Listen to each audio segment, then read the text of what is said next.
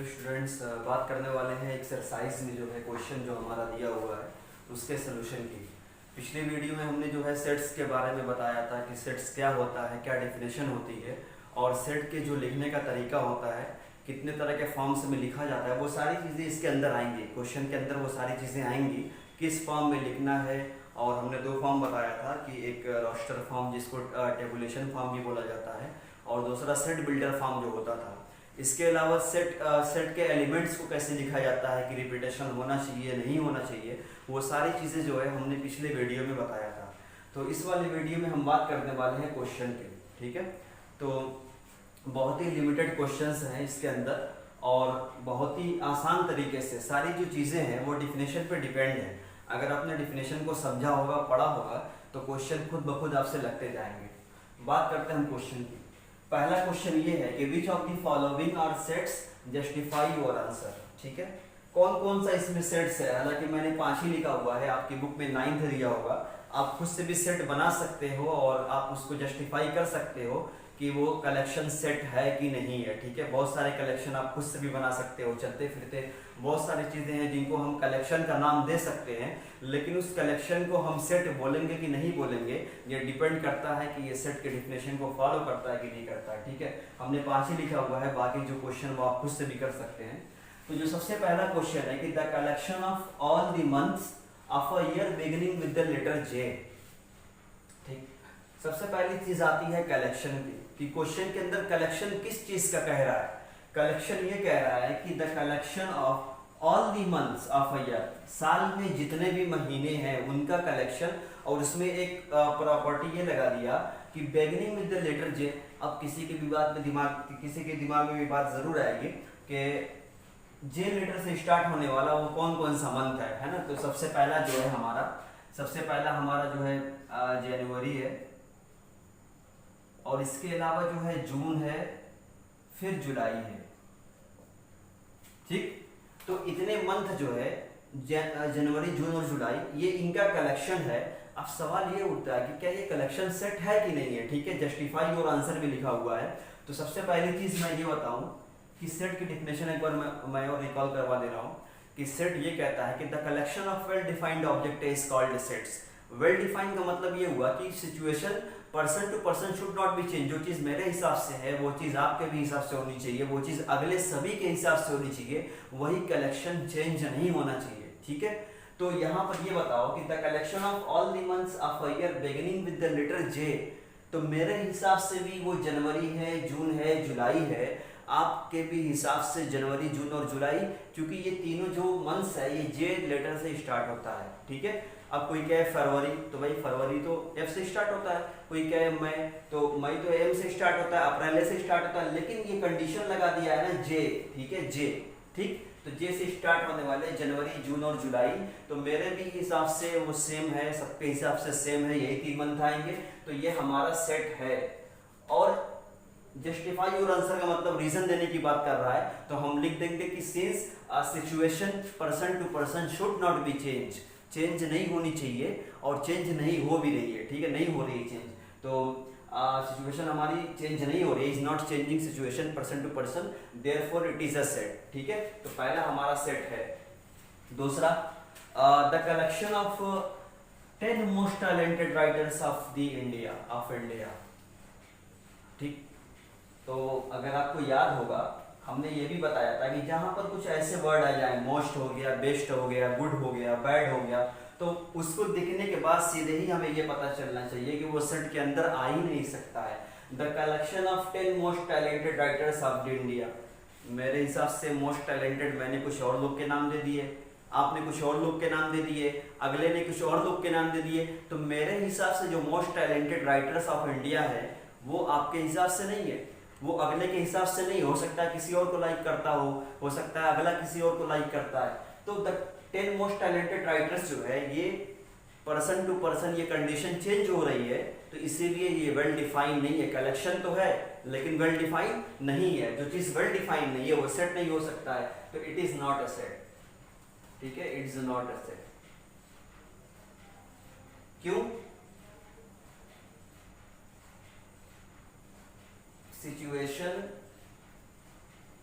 Situation changes person to person. ठीक है भाई,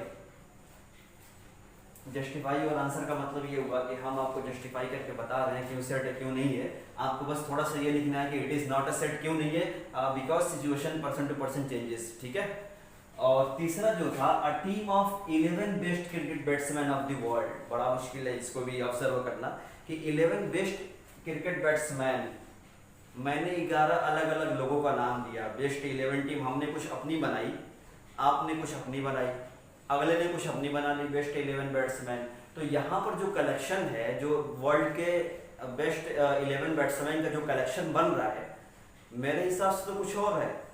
आपने बनाया, आपने किसी और का नाम दे दिया 11 का, अगले ने किसी और का नाम दे दिया, उसके बाद उसके अगले ने किसी और का नाम दे दिया। तो सिचुएशन जो है यहाँ पर मेरे हिसाब से अगले के सबके हिसाब से चेंज हो रही है, यानी कि कलेक्शन चेंज हो रहा है। और जब कलेक्शन चेंज हो रहा है तो वो सेट नहीं हो सकता, तो इट्स नॉट अ सेट। हाँ, the collection of all the boys in your class. अब इस चीज को कोई भी देखेगा तो यही कहेगा कि मेरे हिसाब से ये सेट है। कोई भी देख करके पता है, क्योंकि सबको पता है कि मेरे क्लास में कितने स्टूडेंट्स हैं, बॉयज हैं, तो वो सभी बता सकते हैं कि भाई आपके स्कूल में जो है क्लास 11th में इतने बॉयज स्टूडेंट हैं, अगला भी आके बताएगा क्लास 11th में इतने बॉयज स्टूडेंट हैं। ठीक है। तो लेकिन ये सेट नहीं है। क्यों नहीं है? क्योंकि मान लो इस वीडियो को देखने वाले बहुत सारे लोग हैं, सभी क्वेश्चन अपने अपने हिसाब से देखते हैं। ठीक है। कोई दूसरे स्कूल का अगर कोई जो है इस क्वेश्चन को देखता है तो वो अपने स्कूल के अपने क्लास के बॉयज स्टूडेंट को उसका कलेक्शन बनाएगा। तो उसके हिसाब से मान लो 53 स्टूडेंट्स हैं उसके क्लास में, आप अपने स्कूल के स्टूडेंट का कलेक्शन बना रहे हो, आपके हिसाब से 49 है। कोई तीसरा जब इस वीडियो को देखेगा या इस क्वेश्चन को जब देखेगा तो वो क्या करेगा, वो अपने क्लास का, वो दूसरे स्कूल का है और वो अपने क्लास का एक कलेक्शन बनाएगा और उसके हिसाब से उसके स्कूल में जो बॉयज स्टूडेंट थे वो क्या थे, 43। अब ये बताओ, 3 अलग अलग लोगों ने अपना अलग अलग कलेक्शन बना लिया। किसी एक स्कूल वाले ने ये कलेक्शन दिया, किसी अगले स्कूल वाले ने ये कलेक्शन दिया, किसी अगले स्कूल वाले ने ये कलेक्शन दिया। तो भाई यहाँ पर तो चेंज हो रहा है ना सिचुएशन, ये जो कलेक्शन है सबके हिसाब से चेंज हो रहा है, इसीलिए नॉट अ सेट। ठीक है, आप समझ में आया ये सेट क्यों नहीं है? ठीक है, इसी वजह से the collection of all natural numbers less than 100। सभी को पता है कि नेचुरल नंबर क्या होता है, और नेचुरल नंबर लेस देन 100 वही है जो मेरे हिसाब से, जो आपके हिसाब से है। यानी कलेक्शन जो है लेस देन 100 का मतलब 1 to 3 up to 99, less than 100 की बात हो रही है। तो इसके अंदर जो कलेक्शन बनेगा हमारा वो बनेगा 1 2 3 एंड सो ऑन 99 तक। ठीक है, 99 तक लेस देन 100। तो सभी के हिसाब से लेस देन 100 नेचुरल नंबर इतने ही होते हैं, है ना। तो ये सेट है क्योंकि इसका कलेक्शन किसी के भी हिसाब से चेंज नहीं हो रहा है, ये सेट है। ठीक, तो ये इसमें और भी क्वेश्चन है, आप उसको जो है देखते रहना और उसको करते रहना। बहुत सारे कलेक्शन बना सकते हैं आप, बना सकते हैं कि top 10 footballer of the world. तो टॉप 10 फुटबॉलर का मतलब ये हुआ कि जब हम लिस्ट बनाएंगे तो मैं कुछ और लोगों की लिस्ट बनाऊंगा, अगला कोई कुछ और लोगों की लिस्ट बनाएगा, तो ये कलेक्शन क्या हुआ, चेंज हुआ, सेट नहीं हुआ। चलते फिरते आप बहुत सारे क्वेश्चन बना सकते हैं कि मतलब कि टैलेंटेड स्टूडेंट्स का आप कलेक्शन बना रहे हो। तो मैंने एक चीज बताया, जब भी आपको दिख जाए मोस्ट या बेस्ट या टैलेंटेड या जो भी है, ठीक है, जो भी इस तरह का जो क्वालिटेटिव जो वर्ड्स होता है, जो भी इस तरह का दिख जाए वो सेट के अंदर आ ही नहीं सकता, क्योंकि वो सबके हिसाब से अलग अलग होता है। किसी को मीठा पसंद होता है, किसी को तीखा पसंद होता है। तो जब क्वालिटी की बात होती है तो कोई सबकी पसंद एक जैसी नहीं होती है ना, कोई मीठा पसंद करता है, कोई तीखा पसंद करता है। इसीलिए इसके भी हिसाब से कि जहाँ मोस्ट बैड गुड होता है, किसी को बुरी चीज़ भी अच्छी लगती है, किसी को अच्छी चीज़ भी बुरी लगती है, इसीलिए ये सारे जो है सेट के अंदर नहीं आता है।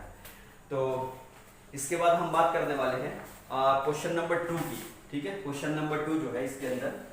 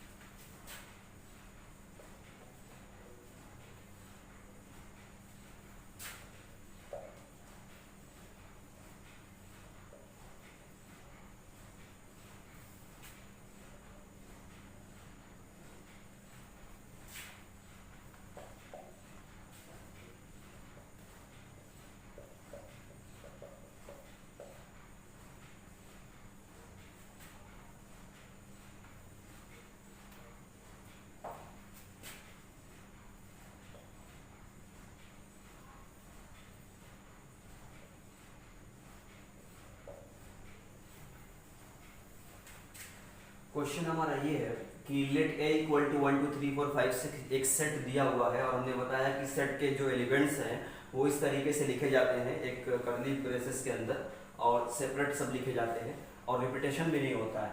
कह रहा है कि insert appropriate symbol belongs to, इसको बोला जाता है, हमने बताया भी था कि बिलोंग्स टू और does not belongs to in the blank spaces. ठीक है, जो ब्लैंक स्पेसेस है इसमें बताना है कि कौन सा एलिमेंट अपने सेट से बिलोंग करता है कौन सा नहीं करता। तो बहुत आसान है, दिखने से पता चल रहा है कि इसके अंदर 6 तरह के एलिमेंट्स है 1 2 3 4 5 6। अब देखो 5 यहाँ पर है, क्या 5 इसके अंदर है? जो एलिमेंट्स इसके अंदर है वो इस सेट से बिलोंग करेगा। ठीक है, आप ये समझ लो कि आप क्या हो कि स्टूडेंट्स जो होता है वो अपने स्कूल का एलिमेंट्स होता है। ठीक है, स्कूल क्या है? स्कूल को हमने एक कलेक्शन, एक सेट माना हुआ है, एक बड़ा सा सेट आप मान सकते हैं। और जो स्टूडेंट्स है, स्टूडेंट्स एलिमेंट है। ठीक है, तो स्टूडेंट बिलोंग करता है अपने स्कूल से। मैंने कहा ब्लूमिंग में जो है फला बच्चा बिलोंग करता है, अगर वो इस स्कूल का बच्चा है तो उसमें बिलोंग करेगा, अगर उस स्कूल का नहीं है तो उसमें नहीं बिलोंग करेगा। ठीक है, तो सेम यही चीज है कि 5 बिलोंग करता है ए से, तो 5 बिलोंग्स टू हो जाएगा। ठीक है, ये सिंबल होता है। अब 8 बिलोंग्स टू ए, लेकिन 8 तो यहाँ पर नहीं है, 8 किसी और सेट में होगा लेकिन ए में तो नहीं है, तो 8 does not belongs to A. Belong का सिंबल बना के उसको ऐसे क्रॉस कर देंगे, वो डज नॉट बिलोंग होता है। 0 यहाँ पर है कि नहीं है? नहीं है, इसलिए 0 डज नॉट बिलोंग्स टू ए। और 4 इसके अंदर है तो 4 बिलोंग्स टू ए। 2 इसके अंदर है, 2 बिलोंग्स टू ए। 10 इसके अंदर नहीं है इस सेट के, तो 10 डज नॉट बिलोंग्स टू ए। आप अपने हिसाब से भी बना सकते हो, आप बना सकते हो 3 belongs to A. 100 does not belongs to A क्योंकि इसके अंदर नहीं है। ठीक, तो इस तरह से बहुत सारे क्वेश्चन बन सकता है इसके अंदर। ठीक है, अगर इसी सेट में मैं 2 एलिमेंट्स और ऐड कर देता 7 और 8, तब ये 8 बिलोंग्स टू ए हो जाता क्योंकि 8 इसके अंदर भी आ जाता। ठीक,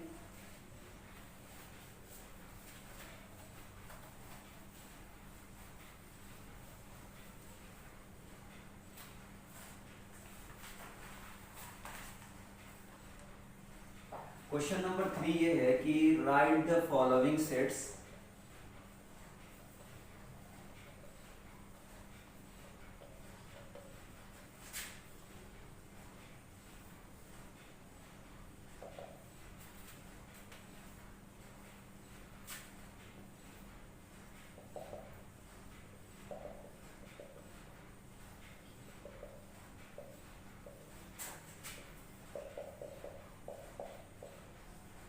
पहला क्वेश्चन ये है कि write the following sets in the roster form. तो हमने बताया था कि सेट को जो लिखने का तरीका है वो 2 टाइप का है। पहला है रोस्टर या टेबुलेशन फॉर्म जिसको हम बोलते हैं, और टेबुलर फॉर्म भी बोल सकते हैं, टेबुलर या रोस्टर फॉर्म। और जो दूसरा है वो क्या होता है? वो सेट बिल्डर फॉर्म, सेट को बनाने वाला फॉर्म या डिफिनेशन के फॉर्म में जो लिखा होता है हम उसको सेट बिल्डर फॉर्म बोलते हैं। तो डिफिनेशन के फॉर्म में ही ये सारी चीजें लिखी हुई है कि सेट बनाने वाला फॉर्म ये है, और ये जो टेबुलर या रोस्टर फॉर्म होता है वो टेबल के फॉर्म में होता है, नंबरिंग के फॉर्म में होता है। ठीक है, तो इस चीज को हमको लिखना है रोस्टर फॉर्म में। अब देखो है क्या, एक्स सच डेट कैसे पढ़ा जाता था? X such that, such that का मतलब ये है इस तरीके से है कि x is an integer and x greater than equal to 1 and less than 7।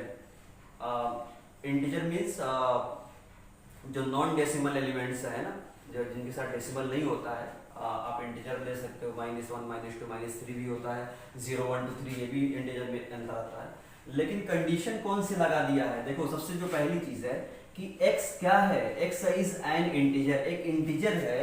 और जब इंटीजर की बात आ गई तो हमारे दिमाग में ये बात आई कि इंटीजर जो है पॉजिटिव भी होता है, निगेटिव भी होता है, 0 भी होता है। कौन सा इंटीजर? तो यहाँ पे फिर कंडीशन ये लगा दी गई कि वो जो इंटीजर है वो ग्रेटर देन इक्वल टू, यानी कि 1 के बराबर या 1 से बड़ा होना चाहिए, लेकिन 7 से छोटा होना चाहिए। ये बहुत ही इंपॉर्टेंट ये चीज है कि less than equal to.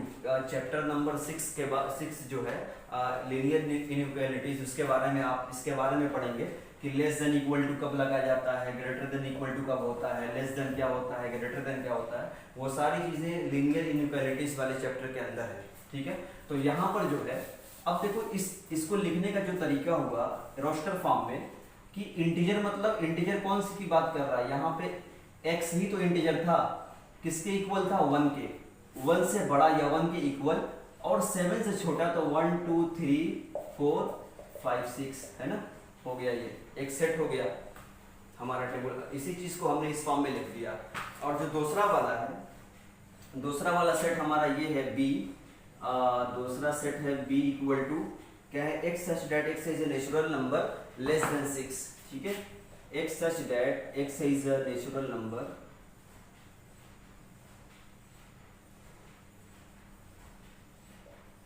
Less than 6। देखो भाई x is a natural number less than 6, तो x की प्रॉपर्टी क्या थी कि x एक नेचुरल नंबर था, और नेचुरल नंबर वो कैसा था, वो 6 से छोटा था। तो भाई नेचुरल नंबर क्या होता है, 1 2 3 4 एंड सो ऑन, आगे का भी नंबर।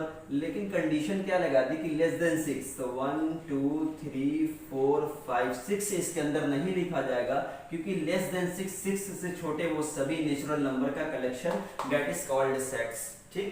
तो ये हो गया हमारा। और इसी के बाद जो हमारा सी है, बहुत ही इंपॉर्टेंट है सी वाला। सी जो क्वेश्चन है इसी में लिख रहा हूँ। सी क्या कहता है कि x such that x is a two digit number, natural number such that x is a 2 digit natural number such that sum of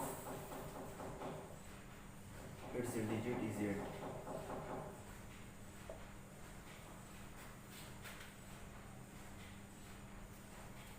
देखो ये बहुत ही जो है थोड़ा सा टिपिकल टाइप का है। x such that x क्या है, x is a two digit number, natural number such that sum of its digit is 8। x एक 2 डिजिट नंबर नेचुरल नंबर है जिसका जो सम है, वो जिसका जो डिजिट का सम है वो 8 होना चाहिए। तो सबसे पहली जो चीज़ है, 2 डिजिट नंबर का कहाँ से स्टार्ट होता है, 10 से स्टार्ट होता है ना, 10 से लेकर के 99 तक जो 2 डिजिट का जो हमारा नंबर होता है यही होता है 99 तक। इतने जो होते हैं नेचुरल नंबर 2 डिजिट वाले, बाकी इसके पहले का लेंगे सिंगल डिजिट हो जाएगा, इसके बाद का जो है 3 डिजिट हो जाएगा। अब हम क्या करेंगे, इनमें से 10 से लेकर के 99 तक जो है उन नंबर को निकालना है जिनके डिजिट का जो सम है वो 8 होना चाहिए। अब देखो अगर मैं 10 को लेता हूं तो 10 के पास 2 डिजिट है 1 और 0, तो 1 + 0 क्या हो जाएगा 1, नहीं है। तो इसका मतलब ये हुआ कि अगर मैं बात करूंगा तो सबसे जो पहला नंबर होना चाहिए मेरे ख्याल से वो होना चाहिए 17। क्यों कि 17 is the 2 digit number, the sum of its digit is 8। क्योंकि 17 क्या है 1 7 मीन्स जब इसके डिजिट का सम किया जाए 1 + 7 कितना हो जाएगा 8 हो जाएगा। और जो दूसरा होना चाहिए वो होगा 29। क्यों, सॉरी 29 नहीं, 26 होना चाहिए जो दूसरा होगा। क्यों कि 26 में 2 और 6 का जो सम होगा 2 + 6 क्या हो जाएगा 8। क्योंकि कंडीशन की बात हो रही है, कंडीशन ही कह रहा है कि इनके जो डिजिट का सम है वो 8 होना चाहिए। और तीसरा क्या होना चाहिए भाई 35, क्योंकि 3 और 5 का सम क्या होगा 8। और चौथा क्या होना चाहिए 44, है ना। अब इसी तरीके से जो है, इसी तरीके से अब इसका उल्टा चला जाएगा, 53 का भी सम, दोनों डिजिट का सम 8 हो जाएगा, इसके बाद 62 का भी 71, और सबसे जो लास्ट में जो है 80, है ना। यानी सिर्फ हमारे पास इतने ही नंबर है 2 digit number, 2 digit natural number जिनका जो सम था, जिनके जो डिजिट का सम था वो 8 है। तो हम चेक कर सकते हैं यही एक कलेक्शन है, मेरे भी सेट है, मेरे भी हिसाब से इतना ही होगा, आपके हिसाब से भी इतना ही होगा, तीसरा के भी हिसाब से इतना ही होगा। तो ये कलेक्शन जो है ये किसी के हिसाब से चेंज नहीं हो रहा है, तो therefore it is a set, ठीक है। इसी में आगे बात करते हैं क्वेश्चन नंबर, बहुत सारे क्वेश्चन बन सकते हैं, उसको बना सकते हैं हम अपने हिसाब से भी, ठीक है। थोड़ा सा सोचने का जो हमारा लेवल है, जो थिंकिंग लेवल है वो थोड़ा ऊपर होना चाहिए इसमें। तो क्वेश्चन नंबर 4 है, क्वेश्चन नंबर 4 में डी ये है कि x such that x is a prime number which is a divisor of 16।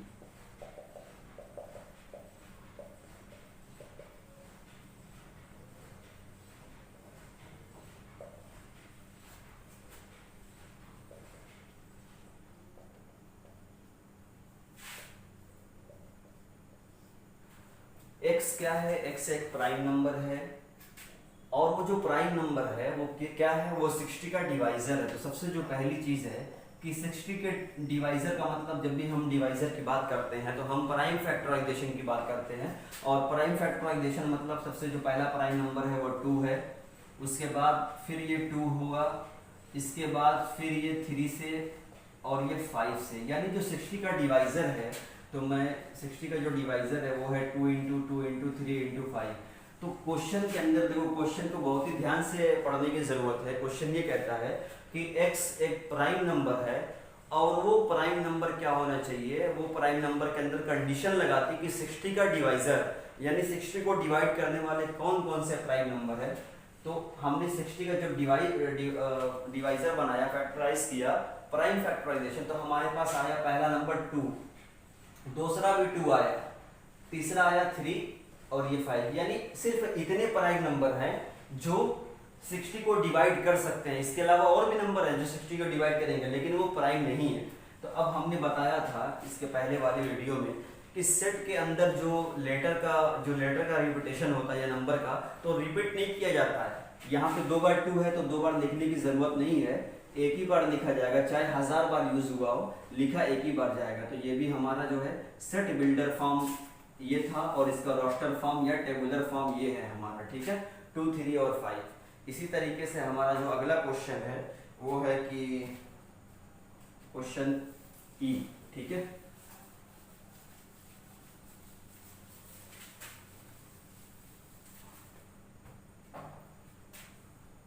ये है कि the set of all letters in the word, all letters in the word trigonometry,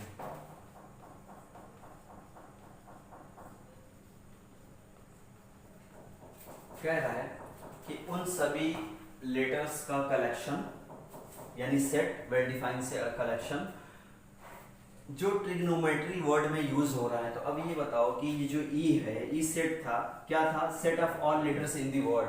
तो इस वाले वर्ड में कौन कौन सा लेटर यूज हो रहा है? सबसे पहले देखा जाए तो टी यूज हो रहा है, फिर आर यूज हो रहा है, फिर आई यूज हो रहा है, ठीक है, उसके बाद जी यूज हो रहा है, ओ यूज हो रहा है, एन यूज हो रहा है, उसके बाद फिर ओ। तो यहाँ पे रिपीट करने की जरूरत नहीं है। मैंने बताया कि अगर 1000 बार भी रिपीट हो रहा हो उस लेटर को या नंबर को एक ही बार लिखा जाएगा, तो इसको हम हटा देंगे, ठीक है।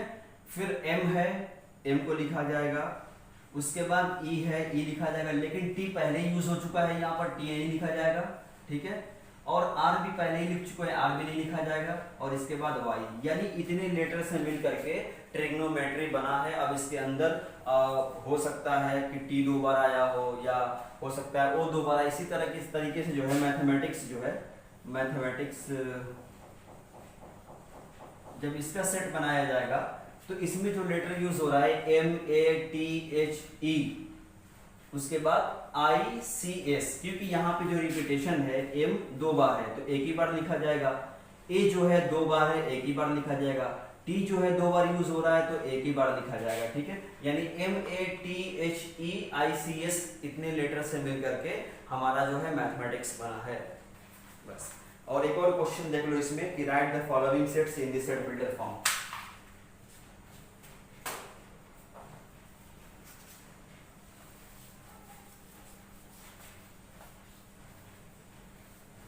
अब क्वेश्चन उल्टा कर दिया है, पहले सेट बिल्डर फॉर्म से रोस्टर में लिखना था, अब रोस्टर से सेट बिल्डर फॉर्म में लिखना है। हिंदी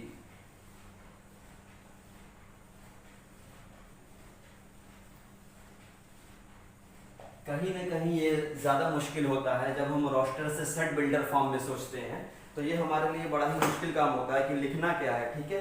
तो सेट बिल्डर फॉर्म हो सकता है कि मैं कुछ और लिखवाऊं, आंसर कुछ और आए और आप कुछ और भी लिख सकते हो, लेकिन लिखने का तरीका सही होना चाहिए, ठीक है। अब जो पहला क्वेश्चन हमारा ये है कि एक सेट है 3, 6, 9 और 12, ठीक है, इस तरीके से दिया हुआ था।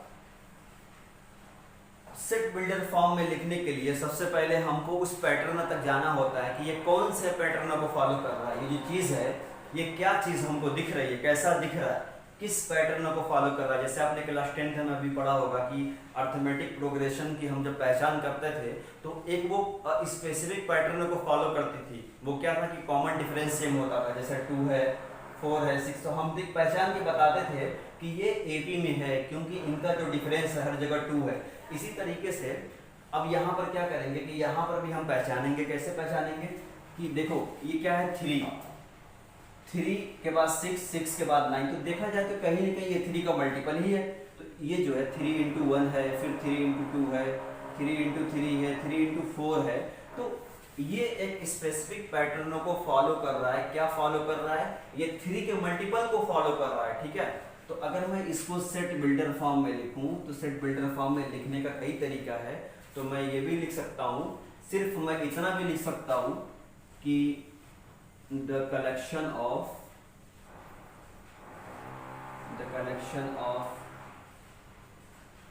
first 4 natural multiple आमने